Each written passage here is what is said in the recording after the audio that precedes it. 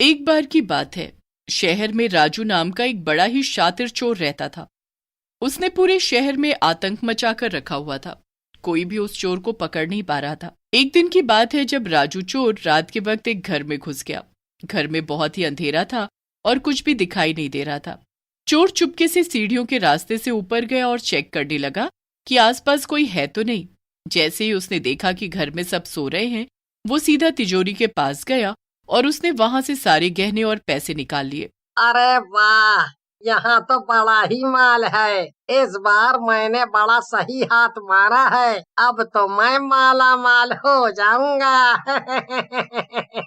चोर सब सामान एक बड़े से बैग में भरकर भागने लगता है कि तभी घर की सारी लाइट चालू हो जाती है। पीछे से एक लड़की चोर चोर करके चिल्लाने लगती है, चोर चोर, माँ बाबूजी जल्दी आओ, घर में चोर घुस आया है।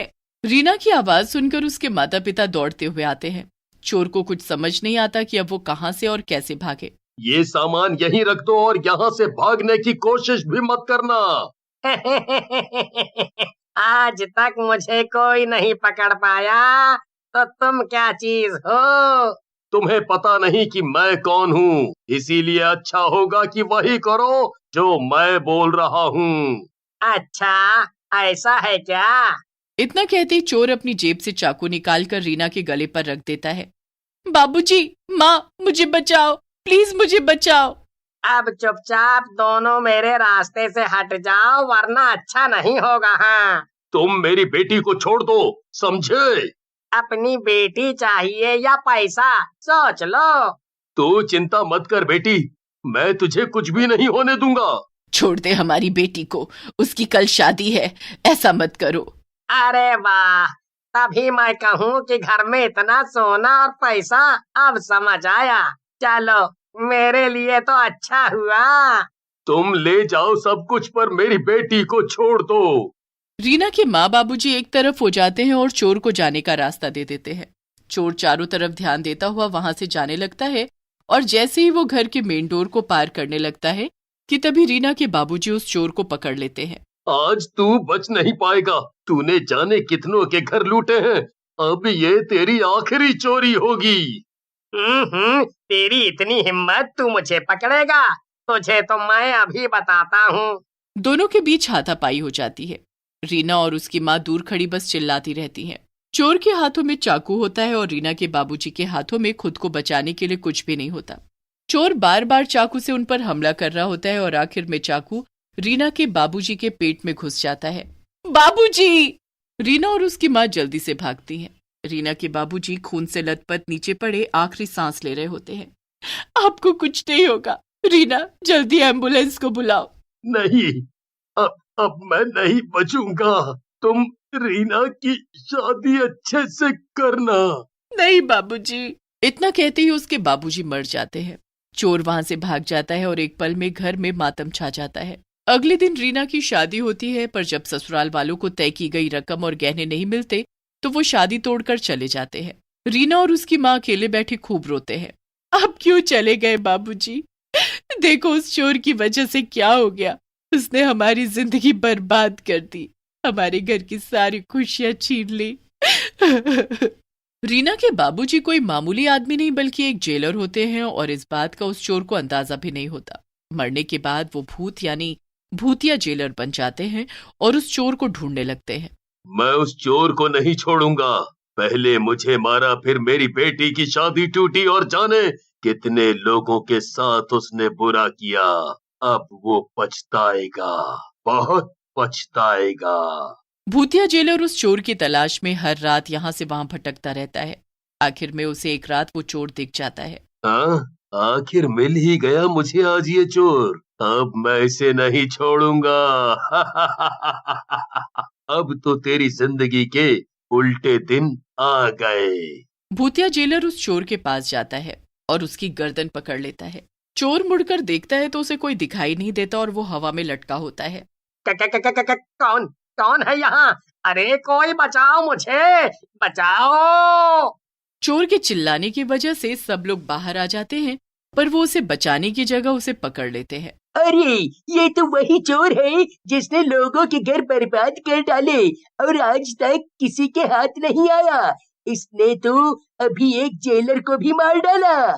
हाँ, हिम्मत तो देखो कि जेलर के घर घुसकर चोरी कर रहा था और उसे ही मार डाला। जेलर? कौन जेलर? इतने में वहां पुलिस आ जाती है और चोर को पकड़ कर ले जाती है।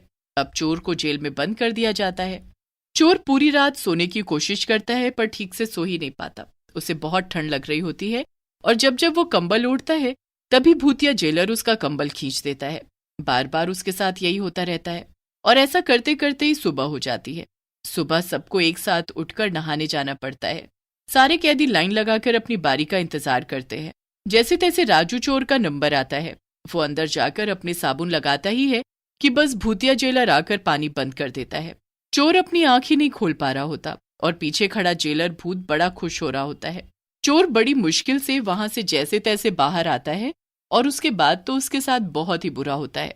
वो खाना लेने की लाइन में खड़ा होता है। काफी देर बाद उसे खाना मिलता है। चोर अपना खाना लेकर एक जगह जाकर बैठने लगता है और जैसे ही वो पहला निवाला अपने मुंह में डालता है उसके पीछे बैठा भूत उसके सर पर एक जोरदार हाथ मारता है कि प्लेट के साथ साथ चोर भी जमीन पर जा गिरता है। किसने मारा मुझे? किसने मारा? कौन कौन था यहाँ? बाकी कैदी राजू चोर की इस हरकत पर बड़े हैरान होते हैं और उसका मजाक भी बनाते हैं। फिर जब वो दोबारा खाना लेने जाता है तो उसे दोबारा खाना भी नहीं मिलता। उस दिन चोर का बड़ा ही बुरा दिन जाता है और भूतिया जेलर उसकी इस हालत पर बड़ा खुश होता है। रात को फिर जब सब सो रहे होते हैं अंधेरे में राजू चोर को किसी के डंडे मारने की आवाज आ रही होती है। वो उठकर देखता है तो एक आदमी सलाखों पर अपना डंडा मार रहा होता है। कौन है? कौन है यहाँ? जेलर हूँ मैं यहाँ का। जेलर? हाँ, और तुम क्या सोच रहे हो? तुमको यहाँ मजे की जिंदगी मिलने वाली है? चलो अभी के अभी खड़े हो, लग जाओ काम पर। पर बाकी सब तो सो रहे हैं। मुझसे जुबान लड़ाई तो जिंदगी भर यहाँ से निकल नहीं पाएगा। भूतिया जेलर एकदम चोर के सामने आ जाता है। चोर उसे देखकर चिल्लाने लगता है। वहां सो रहे बाकी कैदी चुपके से कंबल में से भूत को देखते रहते हैं पर कोई चूं भी नहीं करता। उनके सामने भूतिया जेलर राजू चोर को घसीटते हुए बाहर ग्राउंड में ले जाकर खड़ा कर देता है और उसे सुबह तक ग्राउंड के चक्कर काटने को बोलता है। चोर कुछ नहीं कर पाता। आसपास कोई उसे बचाने वाला भी नहीं होता। वो भूतिया जेलर के डर से ग्राउंड के चक्कर काटने लगता है पर कुछ ही देर में उसकी सांस फूलने लगती है। मुझे जाने दो, मैंने तुम्हारा क्या बिगाड़ा है? बहुत जल्दी पता लग जाएगा। सुबह तक चोर ग्राउंड के चक्कर काटते काटते वहीं गिर जाता है। जब सुबह कुछ लोग वहां आते हैं तो उसे वहां से उठाकर मेडिकल रूम में ले जाते हैं। वहां होश आते ही चोर भूत भूत चिल्लाने लगता है। उस दिन तो डॉक्टर उसे दवाई देकर भेज देते हैं पर अब रोज ही उसके साथ ऐसा होने लगता है। वो तो हर वक्त बस भूत भूत बोलता रहता है और अक्सर कभी भी बेहोश पड़ा मिलता है। बड़ी लगता है इसकी दिमागी हालत ठीक नहीं है। नहीं, ऐसा कुछ नहीं है, मैं ठीक हूँ, मैं बिल्कुल ठीक हूँ। तभी भूतिया जेलर उसके सामने आ जाता है। चोर उसकी तरफ इशारा करके भूत भूत चिल्लाने लगता है। भूत बार बार अपनी जगह बदलता रहता है और चोर भी कभी कहीं तो कभी कहीं उंगली का इशारा करके भूत भूत चिल्लाता रहता है। उस चोर को हर वक्त वो भूतिया जेलर दिखाई देता है पर उसे पागल खाने न भेज दिया जाए इसलिए वो किसी के आगे इसका जिक्र भी नहीं करता। एक दिन चोर हार कर भूतिया जेलर के पैरों में पड़ जाता है। मुझे बस इतना बता दो कि मेरा कसूर क्या है? क्यों मुझे ही हर वक्त दिखते हो, परेशान करते हो? मैंने ऐसा क्या किया है? चल, आज तुझे मैं याद दिला ही देता हूँ कि तेरा कसूर क्या है। तू वो इंसान है जिसकी वजह से मैंने अपनी जान गंवाई, जिसकी वजह से मेरी बेटी की शादी ना हो सकी।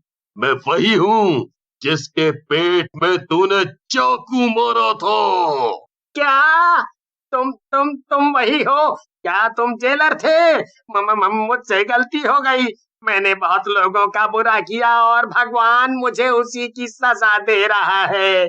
भूतिया जेलर उस चोर को एक मौका देता है और वहां से सीधा अपने घर जाता है। वहां वो देखता है कि उसकी बेटी की शादी हो रही है। वो बहुत खुश है।